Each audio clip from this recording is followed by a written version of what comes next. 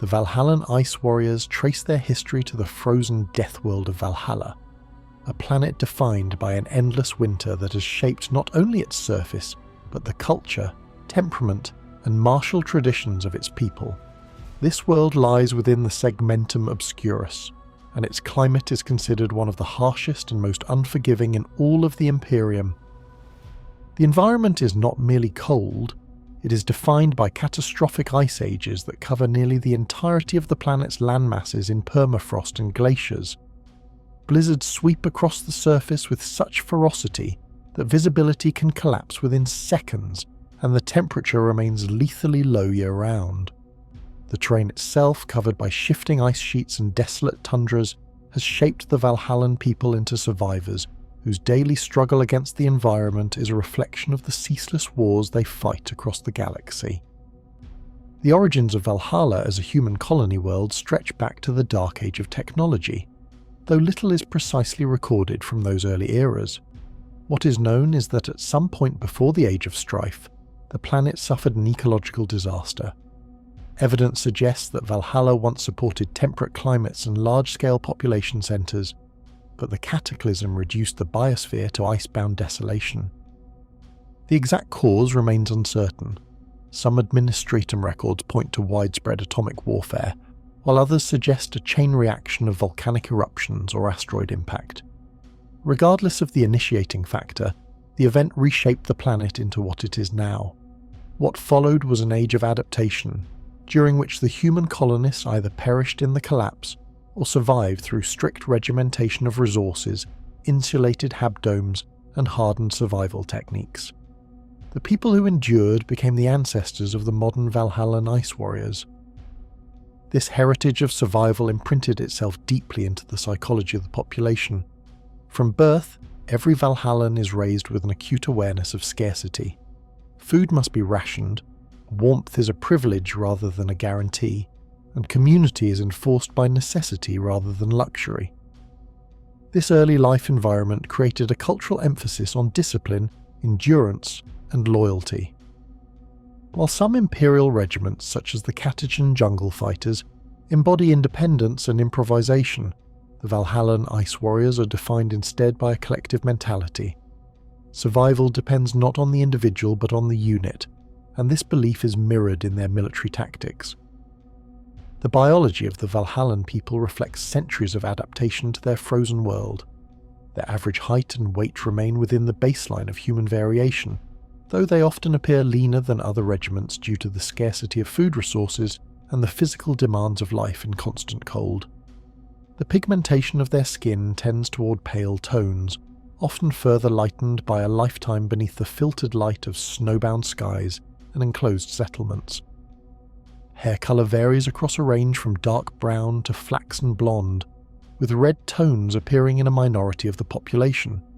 Facial features are often marked by weathering, with cracked skin, windburn, and frost scars common. It is not unusual for Valhallans to bear permanent damage from frostbite by the time they reach adulthood. The clothing and environmental gear developed to support their survival is as much a part of their identity as their biology. Furs, heavy greatcoats, and insulating layers are standard, with multiple redundant coverings used even indoors.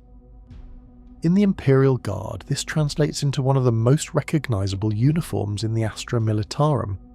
Long, heavy coats lined with insulation, often colored in dull greys, whites, or muted greens to provide camouflage against snow and ice. Valhallan recruitment is shaped by both cultural necessity and imperial demand. The world has a massive population despite its inhospitable climate, estimated at billions spread across vast hive cities, constructed within glacial valleys and beneath fortified domes. The administratum categorizes Valhalla as a high-yield recruitment world due to this density, and the planet has long been a staple provider of regiments to the Astra Militarum. Unlike feral worlds or frontier colonies, Valhalla has an established conscription system. Young men and women are inducted into service through a rigid bureaucratic process, often drawn in their teenage years and subjected to intensive training that emphasizes not only physical endurance but obedience to command and adherence to structured formation fighting. The military doctrine of the Valhallan Ice Warriors reflects both the traditions of their homeworld and the needs of the Imperial Guard. They are most famous for their use of mass infantry tactics, deploying in colossal numbers that can overwhelm opponents through sheer weight of fire and unyielding morale. The cold, disciplined mentality of Valhallan soldiers lends itself naturally to such warfare. Rather than seeking glory as individuals, they stand shoulder to shoulder, advancing in tightly packed formations under withering fire. This approach has drawn comparisons to the ancient Terran concept of human wave assaults. Though in the case of the Valhallans, it is not merely numbers but also discipline and organisation that define their effectiveness. Artillery also plays a central role in their doctrine. Valhallans are renowned for their mastery of heavy weaponry, fielding massive batteries of mortars, autocannons and artillery guns. Their regiments are often assigned siege warfare roles, where their ability to endure attritional battles proves invaluable. The icy world they come from is itself a fortress. Life in subterranean hives has accustomed them to both defensive and offensive siege environments. Thus, Valhallans excel in prolonged campaigns, where patience, endurance, and the slow grind of attrition determine the victor. Despite this focus on discipline, Valhallans are not without adaptability. On the battlefield, they are accustomed to extreme environments, making them particularly valuable in campaigns fought on frozen planets or worlds with hostile weather. Their uniforms and equipment designed for sub-zero conditions allow them to operate where other guardsmen might falter. This specialization is recognized by the Imperial Command, which often deploys Valhallan regiments to Arctic or ice-covered theatres. Yet their resilience also makes them effective in a wide range of climates, for their survival training instills a mental toughness that carries over regardless of setting. The recruitment process reinforces this mindset. New recruits undergo rigorous cold weather training even beyond what their upbringing has already provided. They are drilled relentlessly in formation maneuvers, heavy weapons handling, and trench warfare. The regiment emphasizes loyalty to the unit above all else, punishing insubordination severely but rewarding collective endurance. This has created an image of the Valhallan Ice Warriors as stoic, almost unflinching soldiers, unwilling to retreat or abandon their posts even in the face of annihilation. Their reputation across the Imperium is one of dependability. Commanders know that Valhallan regiments will hold the line, no matter how dire the circumstances. Historical records highlight that Valhallan Ice Warriors earned their fame during the earliest years of the Imperium's reconnection with Valhalla. When the Imperium rediscovered the planet after the Age of Strife, they found a world already militarized by necessity, with organized militias defending their domes against raiders and environmental collapse. Integration into the Astra Militarum formalized what had already been a martial society, scaling their defensive traditions into regiments capable of deployment across the galaxy. Over millennia, these regiments would distinguish themselves in countless campaigns, often in the most grueling and attritional wars. One of the defining qualities of the Valhallans is their relationship to death. On a world where the cold claims lives daily, mortality is ever present. This cultural familiarity with loss has created a hardened perspective within their regiments.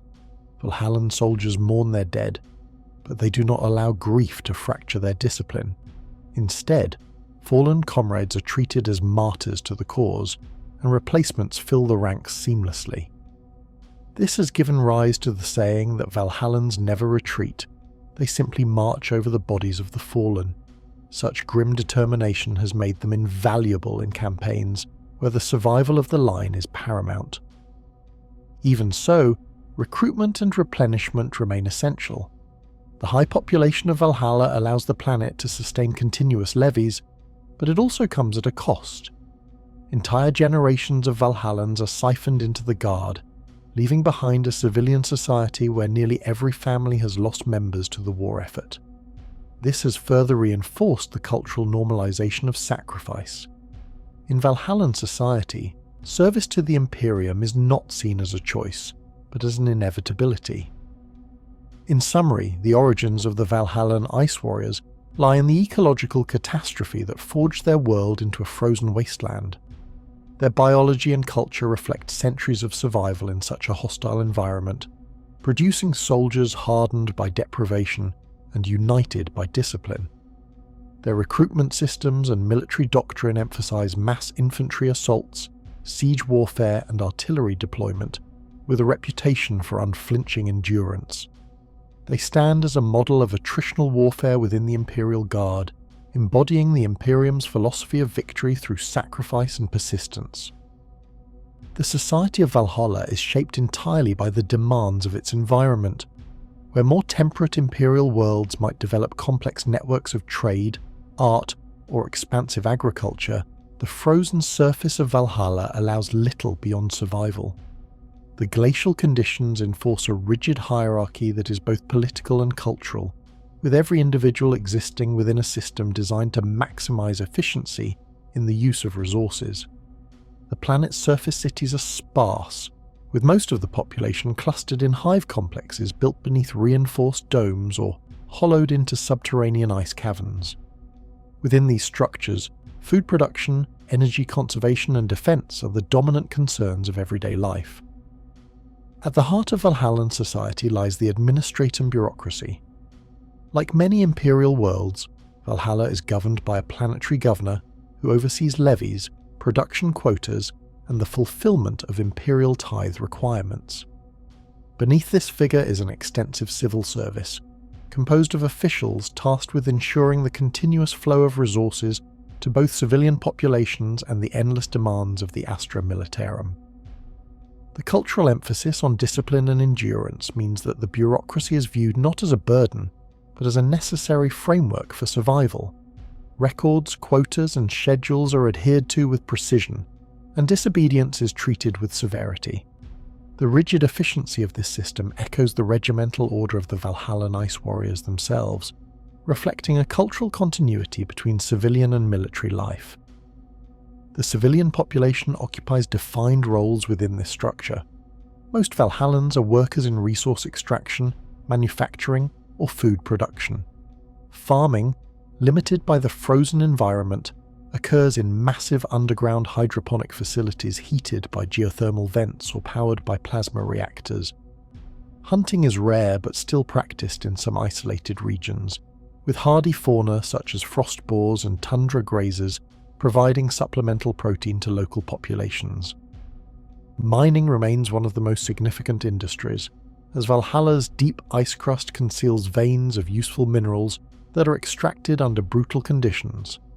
Civilians employed in these sectors are bound by strict production quotas, and their contributions are directly tied to the sustenance of both their own society and the guard regiments raised from the planet. Leadership within Valhallan society is stratified but functional. At the highest levels, the planetary governor answers directly to the Imperium, while at local levels, hive and settlement leaders maintain order through councils of officials and military commanders. Military figures hold significant influence, for Valhalla's identity is inseparable from its role as a provider of soldiers. Many civilian leaders themselves are retired officers or veterans, their authority derived not only from administrative skill, but also from battlefield experience. This integration of military and civilian leadership creates a continuity of values across all layers of society. The values of Valhalla are anchored in concepts of duty, sacrifice, and endurance. To a Valhallan, service to the Imperium is not merely expected but inevitable. Families raise their children with the knowledge that military service is a near certainty, and many prepare them from an early age with physical conditioning, endurance training, and an acceptance of loss. The collective over the individual is emphasized, for survival in Valhalla's environment has always demanded cooperation. Acts of selfishness are condemned, while loyalty, obedience, and stoicism are praised. In this way, the moral fabric of Valhalla mirrors the tactical doctrine of its regiments. Every soldier is one among many, and the strength of the whole depends on the reliability of each part. Within the military hierarchy of the Valhallan Ice Warriors, leadership follows the standard patterns of the Astra Militarum, yet it is infused with local traditions. Officers are typically selected from among the most disciplined and intelligent recruits, often emerging from families with generations of service. Authority is exercised with severity, but also with a measure of paternal responsibility. A Valhallan officer is expected to lead by example, sharing in the hardships of his or her soldiers. While many Guard regiments suffer from a divide between officer and enlisted, Valhallans maintain a culture of solidarity born from shared survival in their homeworld. Even high-ranking commanders are known to endure the same frostbitten marches, inadequate rations, and exposure as their troops. This has created an image of Valhallan officers as both harsh disciplinarians and respected comrades, a balance that sustains morale even in the darkest campaigns. Values of loyalty extend beyond immediate survival into cultural tradition. It is customary, for example, for Valhallan families to commemorate fallen relatives through memorials carved in ice, or etched into metal plaques within the hive cities. These commemorations are simple, devoid of ornamentation, but serve as a reminder of the ceaseless sacrifice demanded by service. Families often take pride in their contribution of sons and daughters to the Guard, even as they grieve their loss. The collective identity of Valhalla is reinforced through this cycle of service, death, and remembrance. The philosophical outlook of the Valhallan people is shaped by their world's austerity. Where some imperial cultures foster optimism, art, or mysticism, Valhallan thought is rooted in pragmatism. There is little tolerance for extravagance, for waste, or for indulgence. The teachings of the ecclesiarchy are strong across Valhalla, and worship of the god emperor is ubiquitous. Yet even religious devotion takes on a hardened form, focusing not on abstract mysteries but on the emperor's role as a protector and judge. Sermons delivered in Valhallan shrines emphasize perseverance, sacrifice, and obedience rather than transcendence or joy.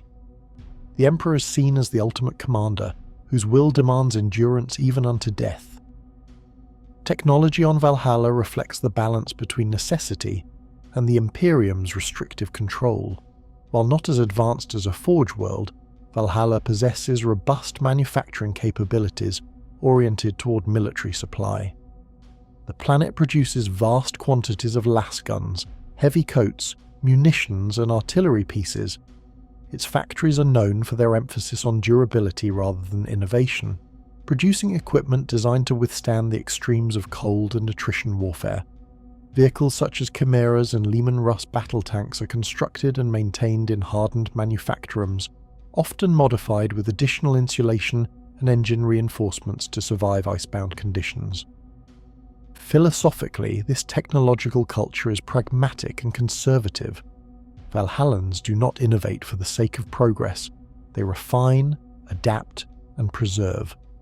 Machines are maintained meticulously, with a strong culture of reverence for the mechanicus. Yet, unlike some worlds where the machine cult dominates, on Valhalla the relationship with technology remains practical rather than theological. To the Valhallan worker, a lasgun is not sacred but necessary, and a tank is not mystical but the difference between survival and destruction. The logistical system of Valhalla is one of its defining achievements. In a world where even heat is a scarce resource, logistics are understood as the foundation of survival. Food, fuel, and clothing are rationed with exacting precision. Civilian distribution networks are intertwined with military supply chains, ensuring that regiments raised for off-world deployment are equipped to the highest standard possible. The Cold has instilled a culture of foresight. Valhallan logisticians are famed for their ability to calculate and conserve resources, often planning campaigns with a detail that rivals even the Tactica Imperialis. This has made Valhallan regiments particularly dependable in prolonged sieges where careful rationing of ammunition, food, and fuel can determine survival. One of the lesser discussed aspects of Valhallan logistics is the integration of civilian labour into military supply.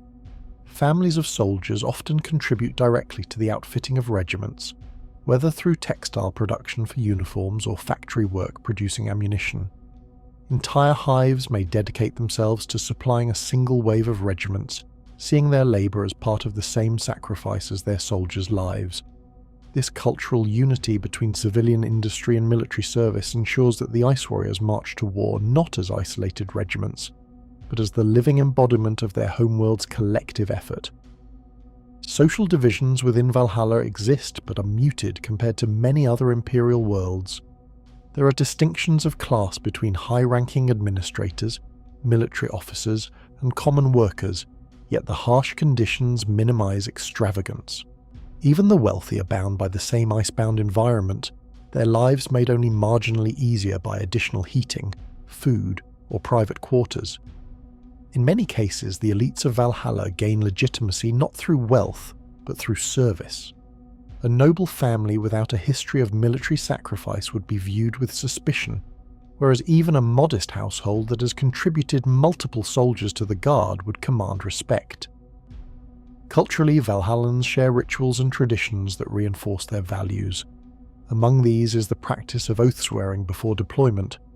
Soldiers preparing to leave Valhalla often gather in communal halls, where oaths are sworn not only to the Emperor but also to their families and their hive.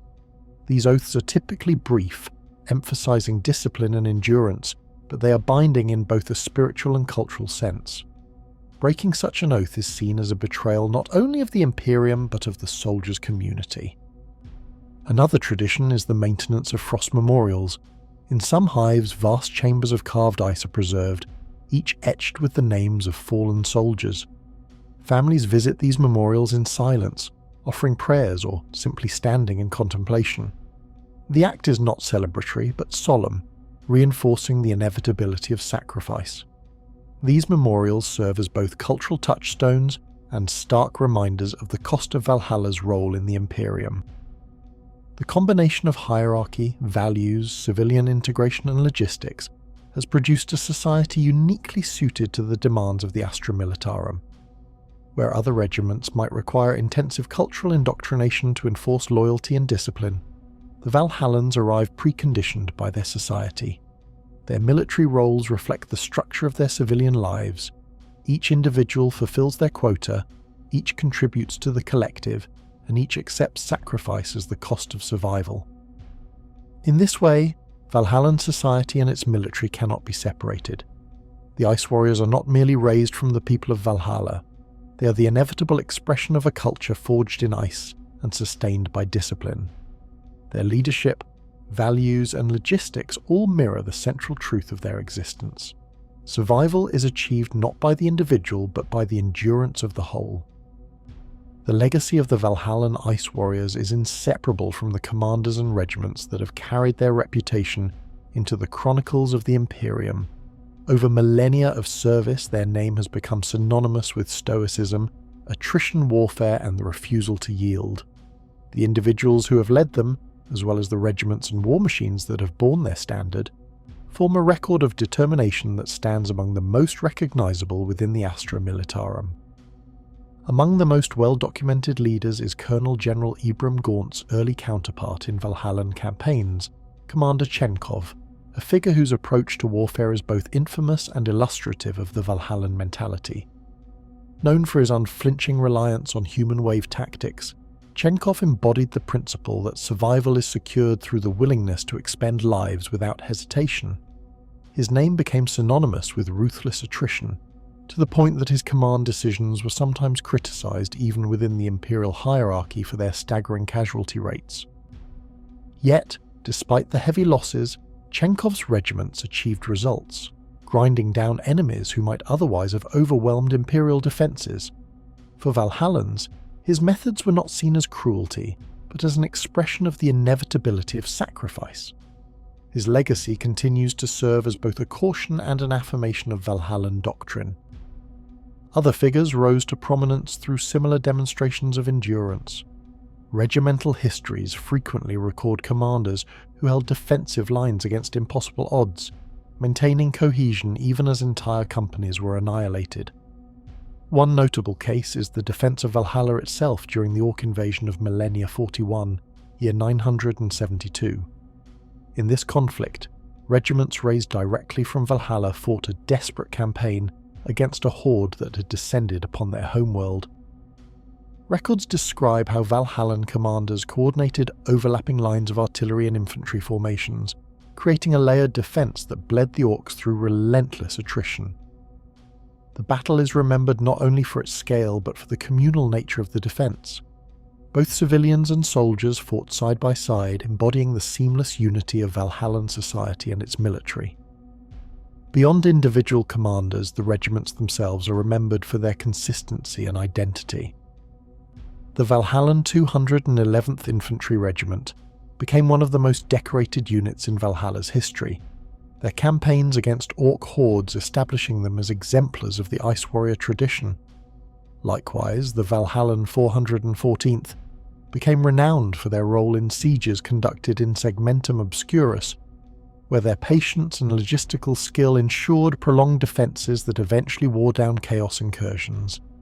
Each regiment contributes to the collective memory of Valhalla, with names and numbers inscribed upon memorials in their home hives to preserve their sacrifices for posterity.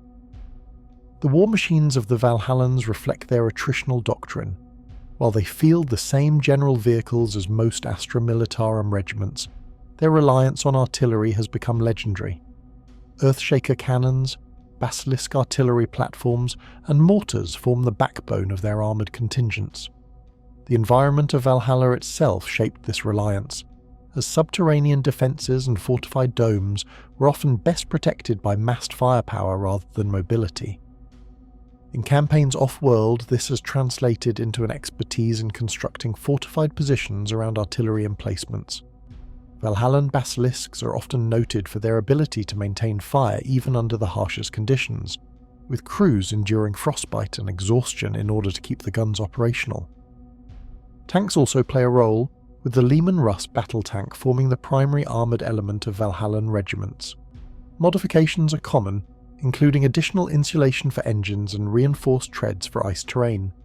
Chimeras, too, are adapted for snowbound deployments, often fitted with extended exhaust systems and heat regulators to keep passengers alive in sub-zero conditions. Yet, despite these machines, the heart of Valhallan warfare remains the infantry, whose unyielding presence ensures that the artillery can operate without being overrun. The behavioural tendencies of the Valhallans are shaped by both culture and training. On the battlefield, they are known for their stoicism. Valhallan soldiers rarely display outward panic, even in dire circumstances. Observers from other regiments often remark on their expressionless endurance, interpreting it as either grim determination or emotional detachment. This demeanour is not the absence of fear, but the suppression of it, ingrained through a lifetime of survival in a world where fear achieves nothing. Discipline is paramount, and Valhallan formations rarely break ranks. This stoicism extends to their interactions with allies. Valhallans are often perceived as cold, both literally and figuratively, by other regiments. Their humour is dry, their camaraderie subdued, and their willingness to accept casualties unsettling to those unfamiliar with their mentality. Yet, within their own ranks, bonds run deep. The collective mentality ensures that trust between comrades is absolute. A Valhallan soldier will not abandon his unit, nor will he question the necessity of sacrifice if it ensures the survival of the line. Ethically, the Valhallans embody a harsh utilitarianism. Individual life is considered secondary to the survival of the unit and the fulfillment of the Emperor's will. This does not mean that Valhallans disregard the lives of their comrades, but rather that they accept loss as inevitable.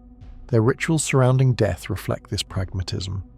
Fallen soldiers are often buried on the field with simple markers, or their names are recorded in regimental logs to be inscribed later upon memorials in Valhalla. Mourning is brief, replaced quickly by the demands of continued combat. This ethic ensures that regiments remain cohesive even when suffering catastrophic losses. The internal structure of Valhallan regiments mirrors the stratification of their society. Officers, non-commissioned officers, and enlisted personnel maintain a rigid hierarchy, but this hierarchy is tempered by shared hardship. Unlike some regiments where officers maintain privilege and distance, Valhallan leaders endure the same frost, hunger, and exhaustion as their troops. This reduces resentment and fosters respect, reinforcing the ethic of collective sacrifice. Within the enlisted ranks, informal distinctions exist based on experience. Veterans are given deference, their advice respected by younger soldiers. These informal castes are not codified, but but function as unspoken rules that guide behaviour within the regiment. Rituals further reinforce unity. One common practice among Valhallan units is the sharing of ration warming fires before a major engagement. Soldiers will gather around small, carefully shielded flames, consuming meagre meals in silence or exchanging brief words. This ritual, though simple, serves as a reminder of their shared struggle and the warmth of community before plunging back into the cold violence of battle. Another ritual involves the recitation of oaths to fallen comrades.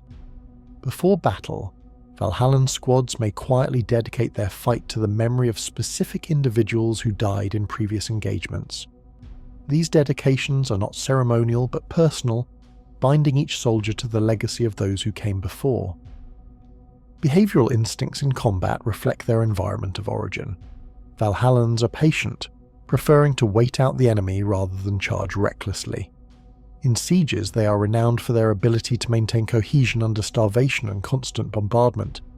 They will endure conditions that would break other regiments, remaining steadfast until reinforcements arrive or the enemy collapses from exhaustion.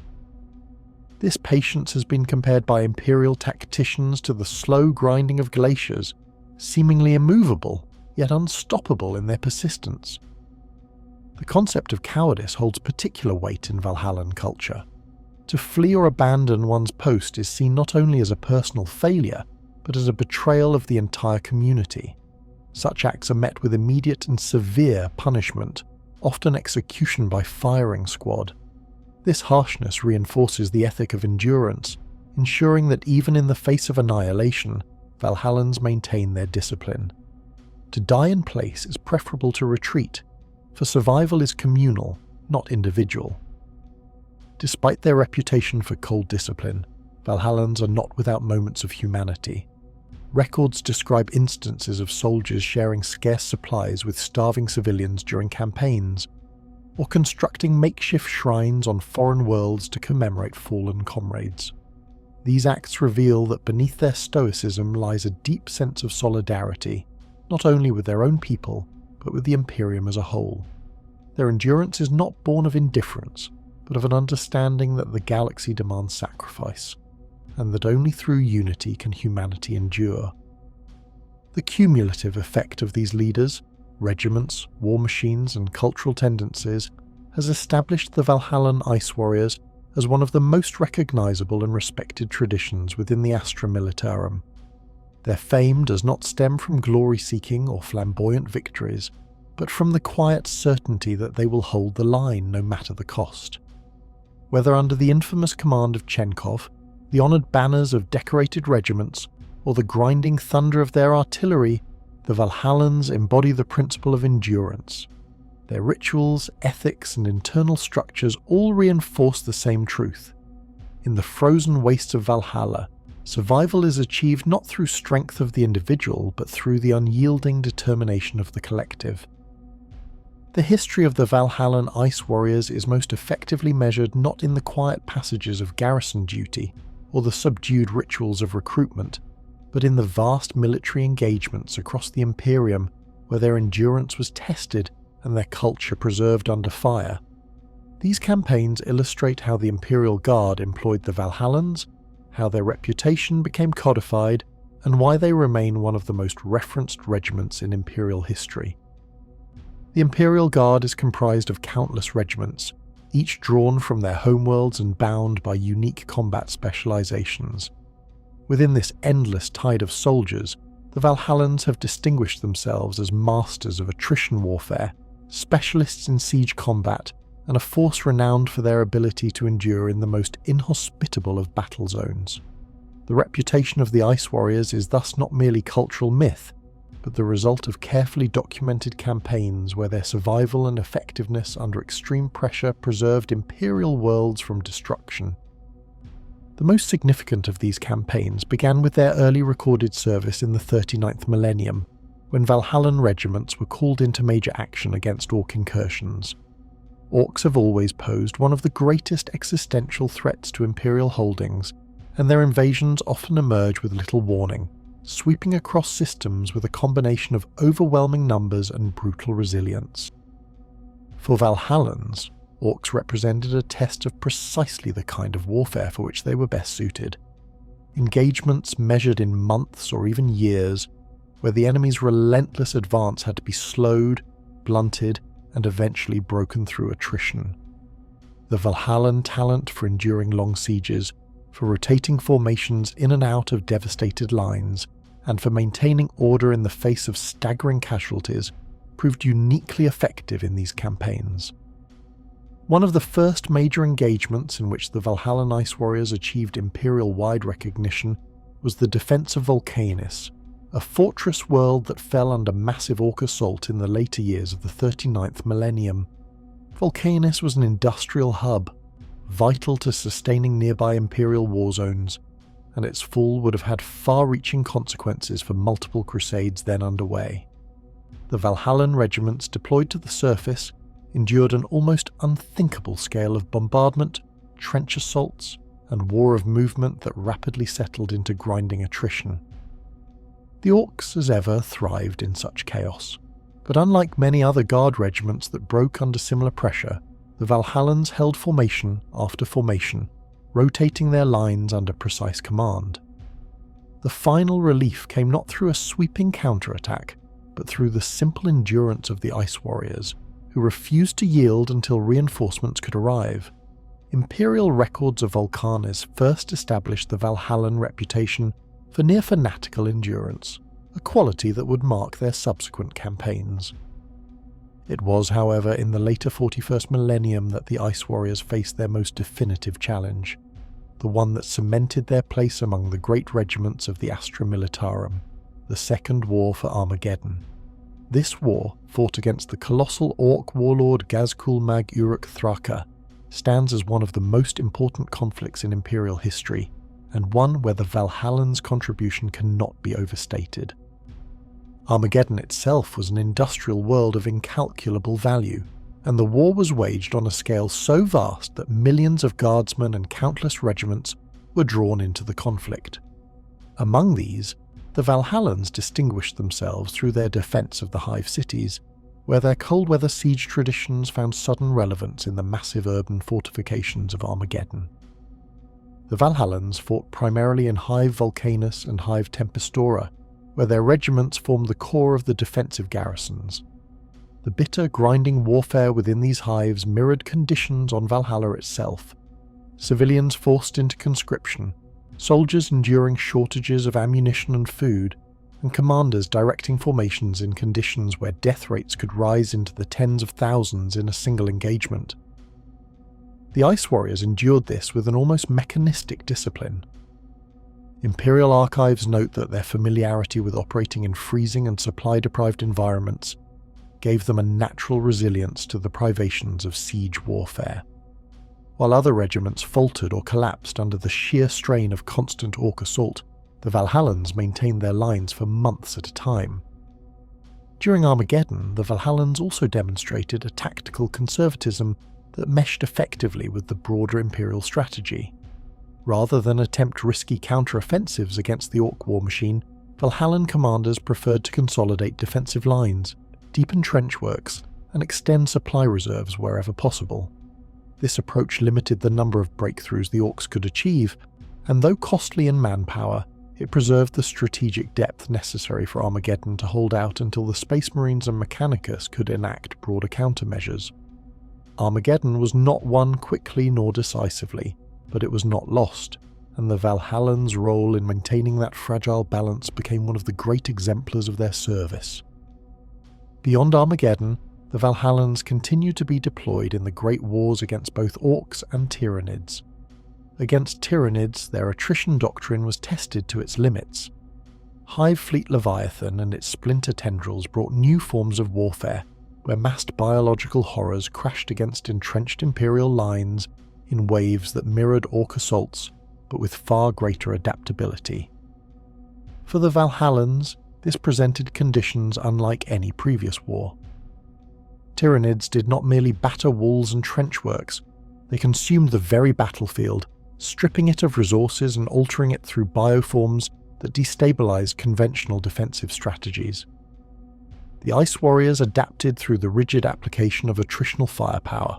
They formed killing grounds, fortified full-back lines, and deliberately sacrificed divisions to buy time for heavier weapons and orbital strikes. Imperial records indicate that while Valhallan casualty rates were catastrophic during these encounters, their formations often succeeded in slowing Tyrannid advances, where faster-moving or more aggressive regiments were annihilated outright. Another theatre where Valhallan service was recorded extensively was the Mordant campaigns. Here, the Ice Warriors were deployed against Chaos incursions, where the combination of heretical cult uprisings and Chaos Space Marine warbands required both infantry discipline and morale resilience. Fighting against Chaos presented unique challenges compared to Xenos wars, where Orcs relied on sheer mass and Tyrannids on overwhelming adaptation. Chaos warfare eroded the psychological stability of Imperial formations. Demonic manifestations and sorcerous assaults could break the minds of even veteran guardsmen. The Valhallans, with their cultural heritage of fatalism and endurance, proved unusually resistant to such pressure. Their soldiers, raised in an environment where survival was already a daily act of defiance against inevitability, often displayed a grim determination in the face of horrors that broke other regiments. This quality made them invaluable in multi-regiment engagements, as their presence stiffened the resolve of nearby formations. Through all these campaigns, a constant feature emerges in the record: the Valhallans' reliance on sheer manpower, endurance, and methodical tactics rather than innovation or rapid maneuver. They were never a regiment of dramatic breakthroughs, nor of glorious cavalry charges. Instead, their contribution to Imperial history is defined by their willingness to endure the wars others could not, to stand unflinching in sieges that lasted years, and to absorb losses that would annihilate most regiments. This constancy ensured that whenever the Imperium required a fortress held, a hive defended, or a war of attrition fought to the bitter end, the Valhallan Ice Warriors would be called upon. The operational history of the Valhallans thus illustrates the broader strategy of the Astra Militarum. Each regiment is shaped by its homeworld, its traditions, and its unique capabilities. For Valhalla, those capabilities lay in enduring privation, maintaining cohesion under endless casualties, and excelling in wars where the only victory condition was survival itself. They are not the exemplars of mobility or finesse, but of staying power. This, more than anything, defines their place in Imperial history. The brutal worlds of the Imperium often shape the military doctrines of their people, but few regiments exemplify this principle as clearly as the Valhallan Ice Warriors. Their experiences on a death world defined by unending ice storms, blizzards that can obscure entire armoured columns, and temperatures capable of freezing exposed flesh in seconds, produced a fighting force with unmatched resilience against attrition. This heritage heavily influenced their organisation, deployment and tactical reputation within the Astra Militarum. When a campaign required soldiers who would never break under pressure, who could stand fast even when reduced to half strength, the Valhallans were summoned. Within the wider structure of the Astra Militarum, the Valhallan regiments were not specialised shock troops or elite forces like the Catechans or the Death Course of Krieg. Instead, their doctrine emphasised mass, discipline, and endurance. A standard Valhallan regiment typically consisted of a staggering number of infantry companies, often numbering well above the standard allocation seen on less populous recruiting worlds. Their homeworld's high birth rate and relentless imperial tithe requirements meant that replacements could be raised in vast numbers, producing regiments that could absorb horrific casualties and remain operational. It was said that a Valhallan regiment could be reduced to a fraction of its original strength, yet still function effectively due to their rigid discipline and cultural expectation of sacrifice. Valhallan commanders were known for their adherence to defensive warfare. Unlike regiments specialising in rapid advance or mobile strike tactics, Valhallan officers drilled their troops in the art of attritional combat. Their preferred doctrine was simple yet effective: establish strong defensive lines, construct overlapping fields of fire, and then hold the position against overwhelming odds. The use of massed lasgun volleys, supported by entrenched heavy weapons teams, was central to this approach. For the Valhallans, retreat was not an option. Their icy stoicism and belief that endurance was victory often resulted in their forces maintaining positions long after most regiments would have fallen back. Artillery was another defining element of Valhallan warfare. Their homeworld's vast frozen plains and exposure to mechanized hunting vehicles fostered an appreciation for long-ranged firepower. In Imperial campaigns, Valhallan artillery batteries were often praised for their accuracy and unrelenting fire discipline. Heavy mortars, basilisks, and other armoured support units were integrated directly into their lines, allowing Valhallans to grind down enemies across protracted engagements. This reliance on overwhelming firepower combined with infantry resilience made them one of the Astra Militarum's most dependable defensive assets. Despite this reputation for endurance, Valhallans were far from static. In protracted campaigns, they were adept at counterattacks launched with brutal efficiency. When enemy forces broke themselves upon Valhallan lines, regimental commanders would unleash their reserves to reclaim lost ground or encircle weakened opponents. These counterattacks were not elegant maneuvers but brutal, methodical advances designed to crush resistance through sheer weight of numbers and relentless determination. Their battlefield reputation extended beyond their tactics to their psychology. Valhallan soldiers were known to display an almost unshakable stoicism in the face of hardship. To outsiders, this appeared as cold indifference, but to the Ice Warriors, it was simply the natural demeanour of a people raised in a world where survival itself was a constant battle. This emotional restraint made them particularly effective against enemies who relied on intimidation, such as orcs or chaos cultists. Attempts to break their morale through shock tactics, terror weapons, or psychological warfare often failed against the Valhallans, who endured these pressures with grim silence. The Imperial High Command frequently deployed Valhallan regiments to war zones where attrition was expected. Against orcs, their massed fire discipline proved devastating, cutting down green tide assaults in staggering numbers. Against Tyranids, their lines often became immovable bulwarks, absorbing the onslaught until reinforcements could arrive. Against Chaos forces, Valhallans provided the stability required to hold ground, while more specialised forces conducted counter-offensives. Across countless campaigns, their reputation became synonymous with the phrase, "they do not break." This tactical reliability came at a cost. Valhallan regiments often suffered catastrophic casualty rates, and commanders rarely hesitated to expend their men to achieve objectives. Their homeworld's population and cultural stoicism ensured that replacements were raised and dispatched without delay, but this cycle of sacrifice meant that many regiments fought until extinction. Entire regiments vanished from records, consumed by wars of attrition, where their discipline bought the Imperium time at the cost of their survival. Far from diminishing their reputation, this reinforced the image of the Valhallans as the Imperium's eternal defenders, destined to fight to the last man without complaint. The reputation of the Valhallan Ice Warriors as unyielding defenders was not built on legends alone, but on centuries of battlefield reality. From the ice plains of Valhalla to the countless war zones of the galaxy, they forged their name in the crucible of attrition warfare.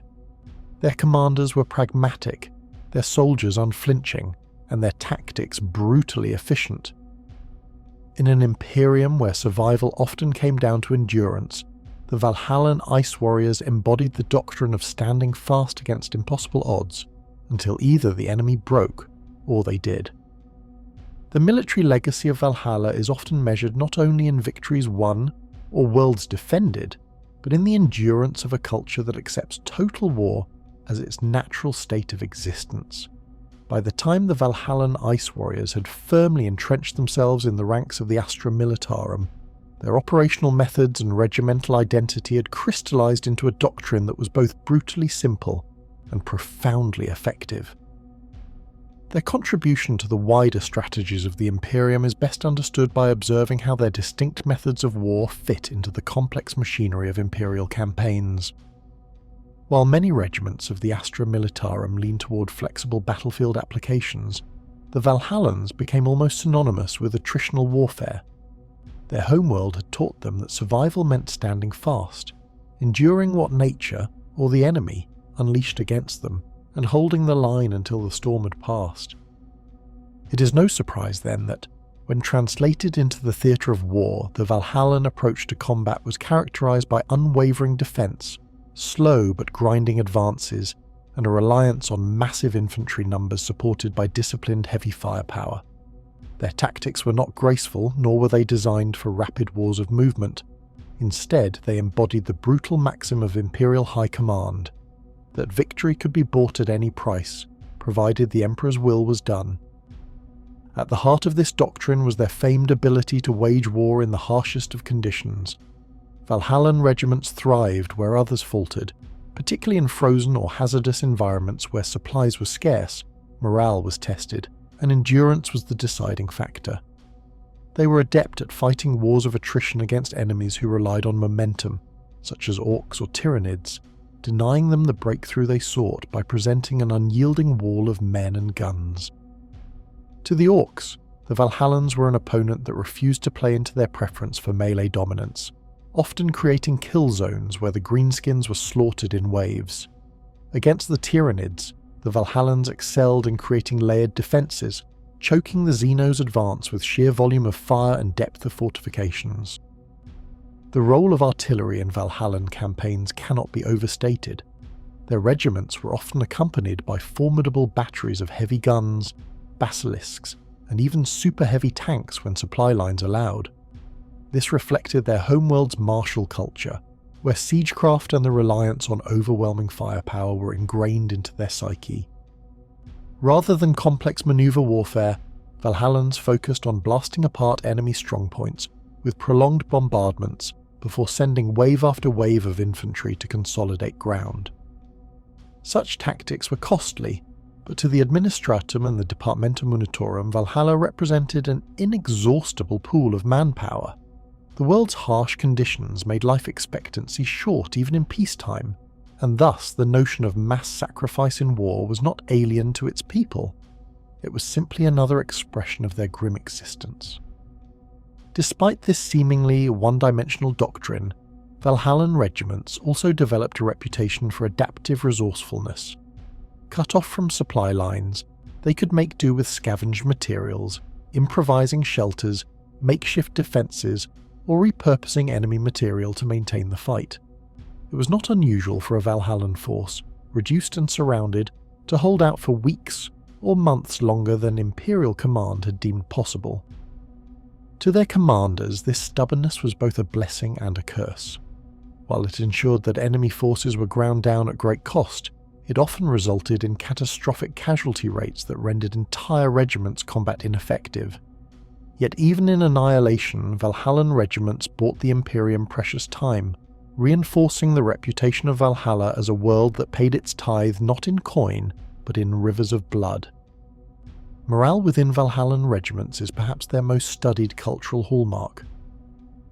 To outside observers, the Valhallans' stoic, grim demeanours seemed unshakable, but this was less a reflection of unyielding optimism, and more an acceptance of the inevitability of death. Soldiers from Valhalla rarely expressed fear in the face of overwhelming odds, not because they were immune to it, but because their upbringing had conditioned them to see hardship and mortality as constants. Death on the battlefield was seen as no different from death in the icy wastes of their homeworld. In both cases, the Emperor's hand guided their fate. This outlook often baffled regiments from more temperate or prosperous worlds, who mistook Valhallans as dour fatalists. In truth, this grim determination was a kind of shield, allowing them to face horrors that would break less hardened troops. The perception of the Valhallan Ice Warriors within the broader Astra Militarum was coloured by this stoicism. Some regarded them with respect, even awe, as the archetype of the disciplined Imperial soldier. Others viewed them as inflexible, stubborn to a fault, and incapable of the kind of daring manoeuvres that characterised more flamboyant regiments such as the Talon Desert Raiders or the Catachan Jungle Fighters. Yet it is telling that Valhallan regiments were consistently deployed in conflicts where the Imperium expected to sustain heavy casualties and needed regiments capable of absorbing punishment. Their utility was not in flashy victories, but in reliable, grinding campaigns where the survival of the Imperium itself was measured in days, weeks, or months bought through attrition. One of the most significant demonstrations of their doctrinal utility came during extended orc incursions in Segmentum Obscurus. On worlds such as Mordregard and Krylon Secundus, Valhallan regiments stood shoulder to shoulder with other Imperial forces, absorbing the full fury of orc assaults and buying time for heavier reinforcements to arrive. In many of these campaigns, Valhallans were left on the defensive for months at a time, fighting in frozen trenches, underground tunnels, or shattered cityscapes until their numbers were whittled down to a fraction of their original strength. Such sacrifices were rarely celebrated in the grand annals of the Imperium's victories, yet without them, the Orc advance would have torn through entire sectors unchecked. The regimental hierarchy of the Valhallan Ice Warriors also reflected their culture. Commanders were expected to lead from the front, sharing in the hardships of their men. While this did not always mean that generals and colonels exposed themselves recklessly, it did foster a sense of solidarity that made Valhallan units difficult to break. Officers who showed cowardice, or sought to escape the shared fate of their soldiers, were despised, and such men rarely survived long in the unforgiving social order of Valhallan regiments. Discipline was strict, but it was not the blind obedience of some other regiments. Instead, it was the discipline of men and women who understood that survival depended on collective endurance, not individual heroism. Logistics also played a defining role in shaping the way Valhallans waged war. Because Valhalla itself was a hive world, albeit one smothered in ice, the production of arms and material was immense. The planet's forges churned out lasguns, flak armour, and heavy ordnance on a vast scale, ensuring that Valhallan regiments deployed with adequate if not luxurious equipment. However, much like their troops, Valhallan materiel was built for endurance and functionality rather than flair. Their uniforms were heavy and insulated, designed for Arctic conditions, though often cumbersome in warmer climates. Their vehicles were similarly adapted, with modifications to survive ice, snow, and permafrost. When deployed in other environments, these adaptations could become liabilities, yet the regiments themselves adapted through sheer force of will. Over time, the image of the Valhallan Ice Warriors became almost symbolic within the Imperium. In propaganda, they were often depicted as stoic figures in thick greatcoats, faces obscured by fur caps and frost, standing in endless lines with lasguns ready against the dark. This imagery became a tool of morale for the wider Imperium, representing the idea of unflinching resistance even when the situation seemed hopeless. To countless worlds, the Valhallan Ice Warriors were the embodiment of humanity's refusal to surrender, an idealized image of sacrifice that gave meaning to the losses endured. It must also be acknowledged that Valhallan regiments were often used ruthlessly by the Departmentum Unitorum. Their reputation for reliability and attritional warfare led to deployments in situations where other regiments might have faltered or refused. Entire Valhallan armies were fed into grinding sieges where casualty rates exceeded 90%, their endurance exploited until nothing remained of their numbers. Such practices underscored the cold calculus of Imperial command. Valhallan troops were a resource to be spent freely, for the planet could always produce more.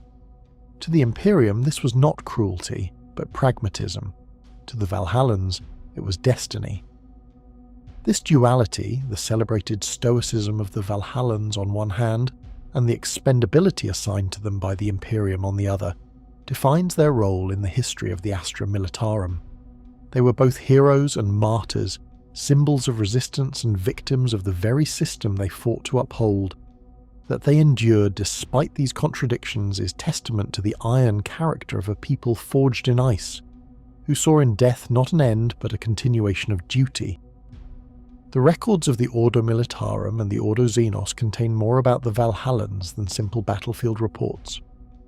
Though the Astra Militarum preserves its regimental histories as a matter of record-keeping and propaganda, the Inquisition collates material from intercepted Vox transmissions, testimonies taken under duress, sealed after-action reports, and accounts that never pass into the sanctioned archives of the Departmentum Unitorum.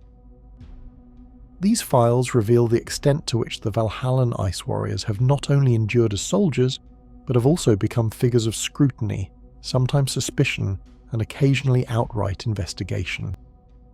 The Valhallans' reputation as survivors has always drawn the attention of the Ordo Xenos. Many regiments of the Guard suffer grievous losses against alien threats, often being obliterated entirely in a single campaign. Yet the Valhallans, time and again, emerge from such encounters bloodied but unbroken. Inquisitorial cross-referencing shows that even when a Valhallan regiment is reduced to a fraction of its strength, the survivors tend to regroup, reconstitute, and rebuild into functioning formations faster than most. One file from the archives of Inquisitor Orastes of the Ordo Xenos notes that during a campaign against the Orcs in the Drakun cluster, a Valhallan regiment, reduced to barely 2 companies after an Orc counterattack, managed to hold 3 defensive lines for nearly a month until relief forces arrived. While the Munitorum records this as stubborn defence, Orastes' file questions how such cohesion and discipline could be maintained under conditions that, by all accounts, should have shattered the regiment entirely. The Inquisition's concerns are not limited to military efficiency. Within Ordo Hereticus archives exist scattered references to what one Inquisitor described as cultural ossification. Valhallan soldiers, so conditioned by their planet's extremes, are often perceived as resistant to outside influence. While this quality makes them less likely to succumb to heretical doctrines or alien propaganda, it also means they are less flexible in adopting new orders, innovations, or doctrines. There are transcripts of disputes between commissars and Valhallan officers, in which the Ice Warriors insisted on maintaining defensive patterns unsanctioned by higher command, citing their experience with attritional warfare. In most cases, the commissars prevailed, but the Ordo Hereticus flagged such patterns as indicative of potential incipient disobedience. None of these files conclude that the Valhallans are disloyal. Indeed, their loyalty to the Imperium is beyond doubt, but rather that their cultural conditioning makes them predictable, which in certain contexts can become a liability. The Valhallans' numerous encounters with Xenos lifeforms have also been the subject of covert monitoring. Reports from the Ordo Xenos detail incidents where Valhallan survivors were recovered after prolonged exposure to Tyranid spore zones, Necron tomb complexes, and Orc-infested wastelands. In most of these cases, the survivors were deemed free of taint, yet medical examinations reveal unusual levels of resistance to cold-based pathogens, cellular resilience under malnutrition, and even psychological markers suggesting an abnormal tolerance for trauma. A sealed report from Inquisitor Jadran speculates whether this resilience is purely environmental, or if generations of Valhallans have undergone subtle, unrecognized adaptations that make them uniquely capable of survival in extreme conditions. The report was never followed up with sanctioned investigation, but the file remains within restricted archives. The Order Malleus has its own collection of fragments regarding Valhallan encounters with demonic manifestations. Though the Ice Warriors are not particularly known for being seconded to demon hunting operations, there are references to regiments serving as garrison troops during inquisitorial purges. One such account, originating from the Harkov Rift incident, details a Valhallan company that was stationed within a quarantined zone during a warp incursion. While other Guard units exposed to the same phenomena fractured, the Valhallans maintained cohesion long enough for Grey Knight forces to arrive. An attached commentary by an inquisitorial savant describes the Valhallans' emotional detachment as being both their strength and their shield, suggesting that their stoicism reduced susceptibility to madness. However, other analysts caution that prolonged exposure to the warp cannot be endured without consequence, and sealed logs note a higher than normal incidence of hallucinations among the survivors after their return to duty. Another recurring subject within inquisitorial files is the Valhallans' frequent involvement in theatres of prolonged attrition. These battle zones, often characterised by immense civilian losses, sometimes attract the suspicion of the Order Hereticus. Inquisitorial scrutiny has been particularly severe in cases where Valhallan regiments became the primary Imperial presence on war-torn worlds with collapsing civilian infrastructures. While official records celebrate the Valhallans as defenders of the populace, Several sealed testimonies allege instances of strict rationing that bordered on enforced starvation or the cold prioritization of military logistics over humanitarian aid. The Inquisition does not categorize such behavior as heresy, but rather as a troubling consequence of Valhallan pragmatism. In one file from the Ordo Hereticus, an interrogator notes that the Ice Warriors defend, but they do not comfort. Of greater concern are the rare but persistent rumours of Valhallan cooperation with abhuman auxiliaries beyond sanctioned Ogryn support. Fragmentary reports exist of Ice Warriors serving alongside Beastmen remnants in isolated campaigns, or tolerating rattling mercenaries in circumstances where such alliances were not formally authorised. The Departamento Munitorum generally suppresses these accounts as unreliable, but the Inquisition preserves them as potential evidence of laxity in doctrinal enforcement. None of these claims have been substantiated to the point of disciplinary action, yet the very fact that such rumours surface consistently has ensured the Valhallans remain under discreet surveillance by inquisitorial observers embedded within larger Crusade forces. Perhaps the most striking element in these hidden records is the question of morale. Imperial propaganda depicts Valhallans as stoic, grim, and humorless soldiers who fight with cold discipline. Inquisitorial interrogations of deserters and survivors, however, reveal a more complex picture. Among themselves, Valhallans are said to cultivate a dry, fatalistic humour, often making light of catastrophic losses or unbearable conditions. While commissars tend to suppress such expressions, inquisitorial analysts have argued that this shared cultural behaviour acts as a psychological defence mechanism, one that enables Valhallans to endure where others would break.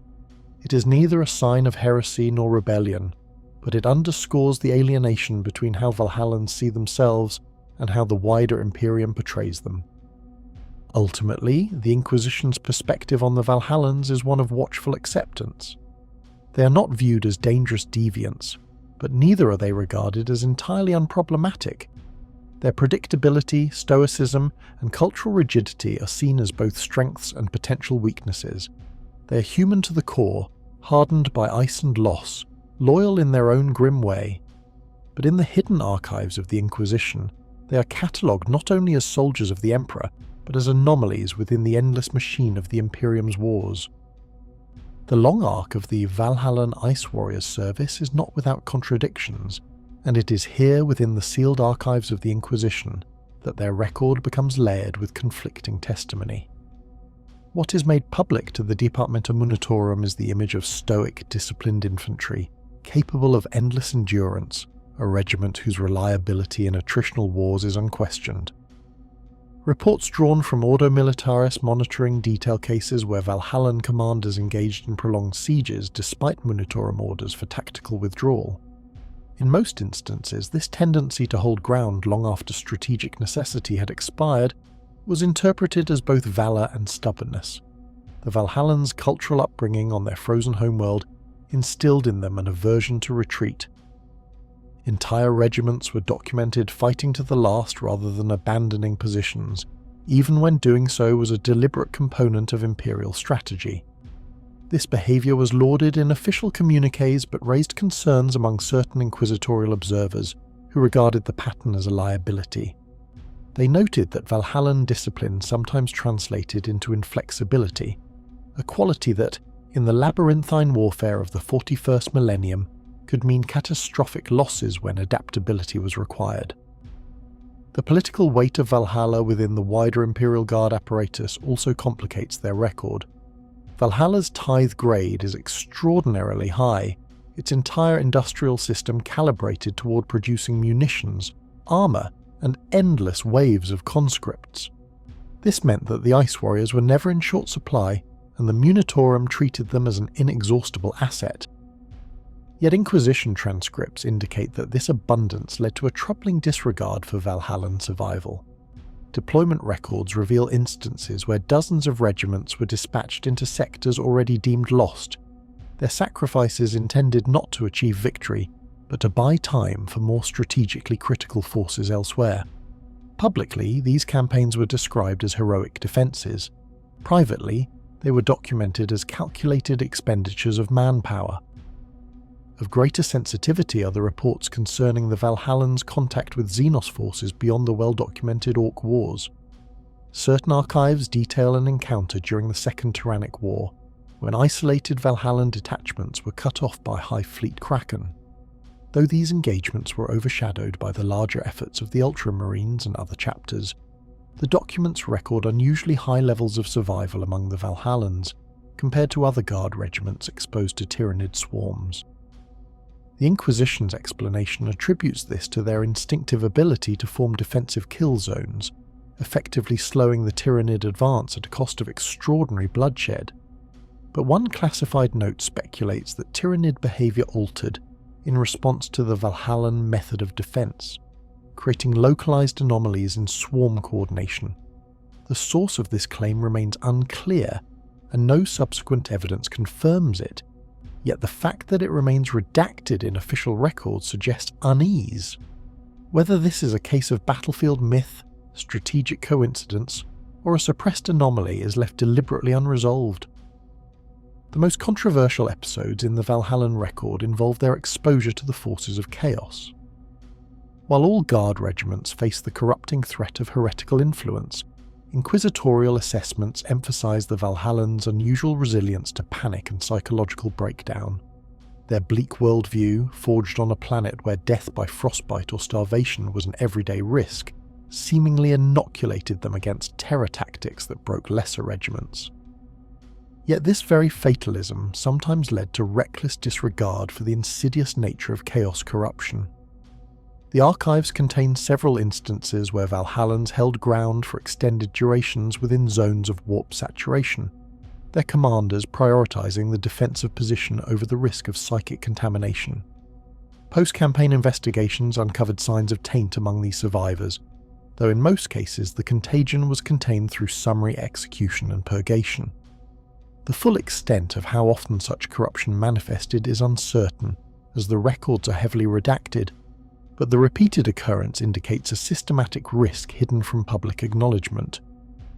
One persistent rumour, preserved in Ordo Hereticus memoranda, concerns the so-called frozen dead phenomenon.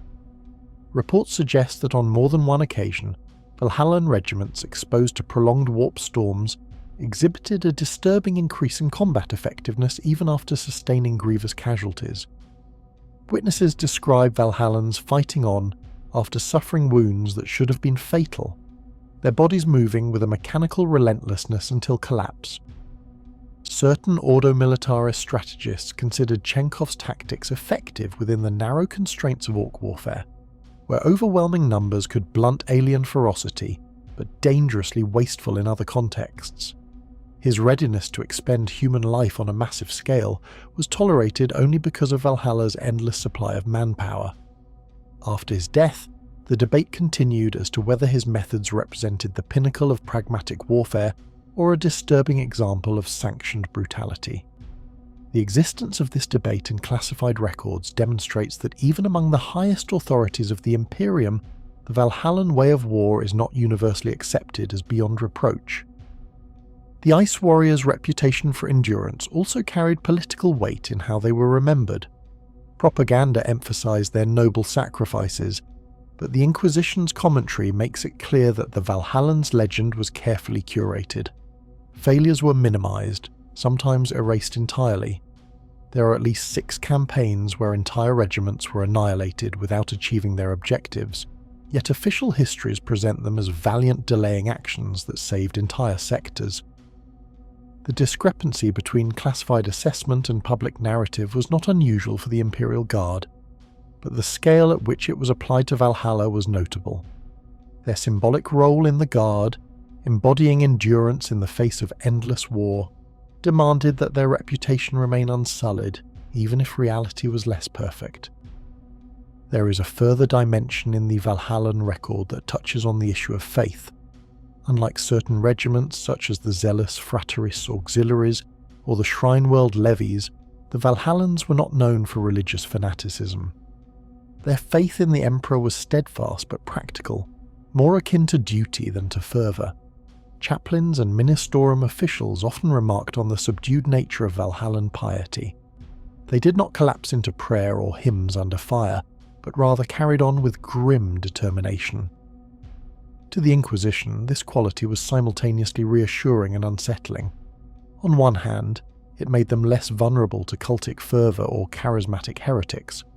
On the other, their lack of overt zeal created an impression of emotional detachment, an almost mechanistic devotion to orders that at times blurred the line between loyalty and fatalism. The archives record rare but notable instances where Valhallans ignored ministorum directives to conduct mass rites in favour of maintaining defensive positions, rationalising that their prayers were best expressed through continued resistance. For the ecclesiarchy, such behaviour was tolerated only because of the Valhallans' proven record, but in private memoranda it was viewed with suspicion. Taken together, these archival notes reveal a picture of the Valhallan Ice Warriors that diverges from the simplified image promoted across the Imperium. They are not merely stoic defenders, but also subjects of internal debate, regarded as both indispensable and problematic, praised for their endurance yet criticised for their rigidity, lionised for their sacrifices, while exploited for their expendability. In this complexity lies the truth of the regiment, a people shaped by their homeworld's merciless environment, rendered both unbreakable and inflexible by the conditions of their survival. The Inquisition's willingness to preserve these contradictions, even under the heaviest of classification seals, indicates that the Valhallans are understood to embody both the strengths and the perils of imperial warfare, a reminder that in the endless wars of the 41st millennium, even the most loyal regiments can become victims of the very qualities that make them legendary. Even among the most decorated regiments of the Astra Militarum, the Valhallan Ice Warriors remain subject to doubt and suspicion, for the Imperium tolerates no deviation from the rigid structures of faith and order that bind it together. While they are celebrated as one of the most dependable fighting forces raised in the Emperor's name, their very environment and unique practices invite scrutiny from the watchful eyes of the Inquisition. Cold breeds resilience, but it also fosters insularity, and with insularity comes the risk of subtle deviation. It is within this final lens, the clandestine observations of inquisitorial archives, that the Valhallans are weighed not only as warriors, but as potential liabilities. The inhospitable nature of Valhalla itself is central to such concerns. An ice world in perpetual winter, its people are shaped by scarcity and survival, instincts that often run parallel to imperial doctrine, yet do not always align with its spirit. On Valhalla, tradition and communal endurance matter more than elaborate rituals or constant theological exaltation. Faith in the Emperor is rarely absent, but it is expressed with a starkness that sometimes seems irreverent to outsiders. Where other regiments might sing hymns of fire and light before battle, the Valhallans often march in silence, conserving breath and energy, their devotion displayed in unyielding duty rather than liturgical passion. This has led certain Order Hereticus agents to remark that while their loyalty is unquestionable indeed, their form of worship skirts dangerously close to utilitarian pragmatism, a manner better suited to survival than to sanctity. More troubling are the accounts of cultural practices that blur the line between sanctioned imperial identity and the older, ancestral customs of Valhalla's tribes. Death is a constant presence on an ice world where starvation, exposure and predation by native beasts are as common as enemy fire. In this context, Valhallans have developed funerary rites that, while outwardly compatible with imperial burial practices, include elements reminiscent of pre-compliance traditions. The most notable among these is the practice of leaving tokens or charms, carved bone effigies, shards of ice crystal, or braided cords of frozen sinew, upon the bodies of fallen comrades before internment. To the Valhallans, these trinkets symbolize remembrance and the binding of one's spirit to the regiment.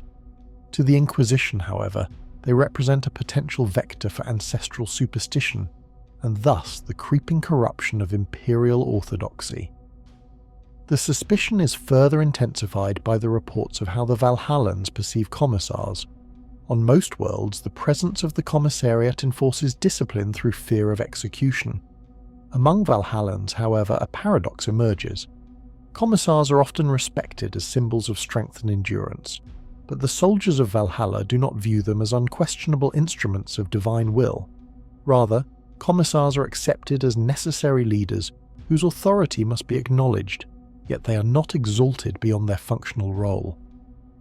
On occasion, regimental archives describe circumstances where Valhallan soldiers, facing hopeless odds, have followed their commissar to death not out of fear of reprisal, but because they valued his willingness to share in their fate.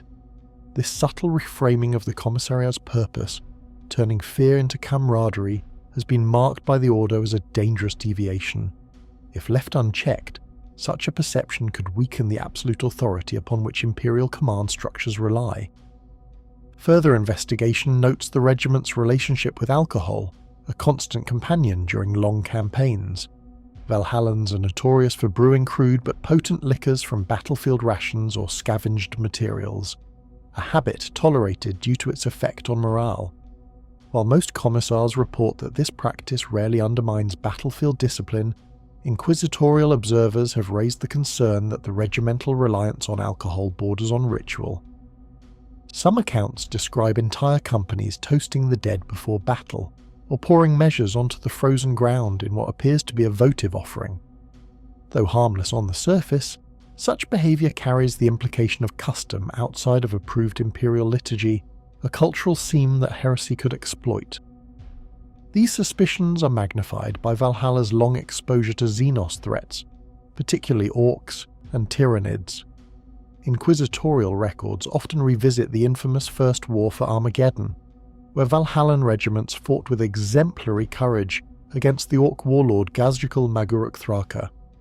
Their valour was undeniable, but it is whispered in sealed transcripts that prolonged contact with orcs on Valhalla's soil may have fostered an unhealthy familiarity.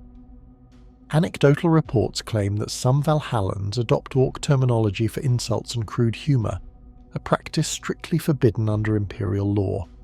Though there is no evidence that such linguistic borrowings amount to ideological contamination, the Inquisition is relentless in its caution. Language, after all, shapes thought, and thought is the pathway to corruption. Equally concerning is the regiment's exposure to Tyranid incursions. Few imperial citizens comprehend the psychic horror of the Great Devourer, and fewer still survive prolonged encounters without scars upon the mind. Yet Valhallans have not only faced Tyranids, they have endured them in prolonged campaigns. Inquisitorial interrogations of returning veterans reveal dreams plagued by alien vistas, the sensation of being hunted, and recurring auditory hallucinations described as a distant chittering chorus. Such phenomena are often dismissed as battle trauma, yet to the Ordo Xenos they are red flags. If the Tyranid presence can warp human minds merely by existing, then entire Valhallan companies may carry within them the seeds of corruption.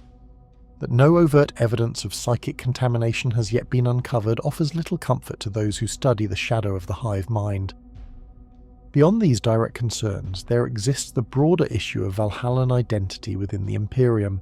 Their harsh upbringing breeds independence and distrust of outsiders. They fight shoulder to shoulder with other regiments of the Guard, but Inquisition observers repeatedly note that Valhallans maintain a subtle separateness, an instinctive insularity. They share rations among their own before extending to allies, they sing their own songs, and they mourn their dead with private rituals rather than unified prayers. To an imperial bureaucrat these are harmless eccentricities. To the Ordo Hereticus they are cracks in the facade of imperial unity, small but persistent vulnerabilities through which doubt may seep. Yet despite these concerns, the Valhallan Ice Warriors remain, campaign after campaign, one of the most reliable regiments available to the Munitorum. Their record of loyalty is unbroken, their courage beyond question, their sacrifices vast. Inquisitorial suspicion, therefore, does not manifest in purges or censure, but in constant watchfulness. The Valhallans are permitted to fight, to bleed, and to die in the Emperor's wars, but always under observation, always with a shadow at their shoulder. This is the paradox of their existence. Heroes of the Imperium, honoured for their resilience, yet never entirely trusted. The final judgment preserved in inquisitorial archives reflects this balance. The Valhallan Ice Warriors are not heretics, nor deviants, nor traitors. They are simply human, shaped by ice, by hunger, and by war. Human in ways that do not always fit neatly within the rigid expectations of the Imperium. For this reason, they remain both celebrated and suspect, honoured and scrutinised. In the end, it is perhaps this very tension that ensures their survival. So long as the Imperium endures, the Ice Warriors of Valhalla will march on, their reputation forever bound to the twin verdicts of faith and suspicion. They are warriors forged in cold and watched in silence, the hammer of frost in the Emperor's hand and the subject of whispers in the halls of the Inquisition.